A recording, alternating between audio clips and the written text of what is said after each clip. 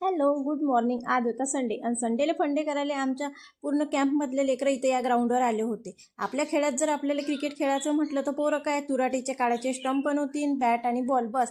आणि हे यायला क्रिकेट खेळायची होती तर याच्यापुढे प्रत्येकाकडे वेगवेगळी बॅग आणि त्याचं काय गॅजेट. बाबा मी तर पाहून थक्कच झाली. असं म्हटलं त्याला खेळू दे, आपण नवरोबासाठी सकाळी सकाळी पोहे बनवू. म्हणून त्याच्यासाठी नाश्त्यात पोहे बनवले होते, घराची क्लिनिंग केली आणि आरुषीची आंघोळ करून दिली.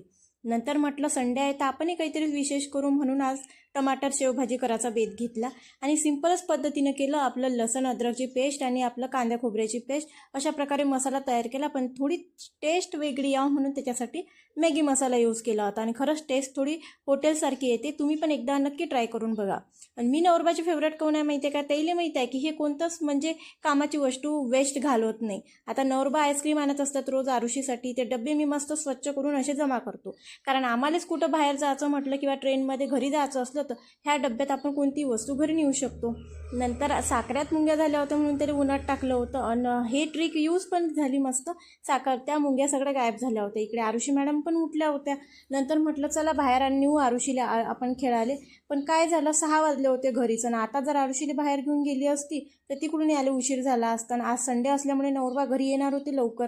मग म्हटलं तिकडे गेलं तर स्वयंपाकाला उशीर होईल.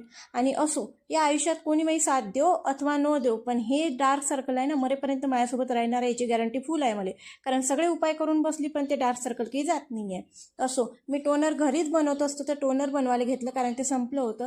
त्यात सिंपल आपलं गुलाबजल, ग्लिसरीन, ॲलोवेरा जेल आणि विटॅमिन ईच्या कॅप्सूल टाकत असतो.